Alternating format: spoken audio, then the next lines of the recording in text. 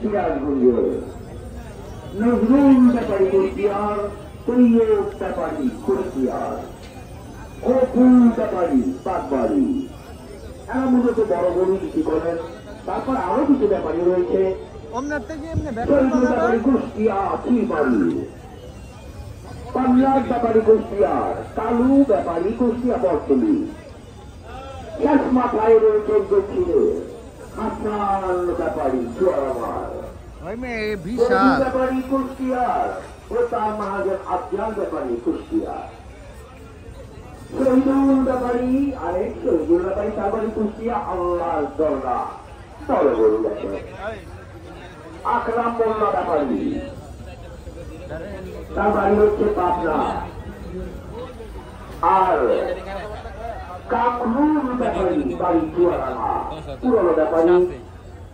আলোক member ব্যাপারী বাড়ি কুষ্টিয়া,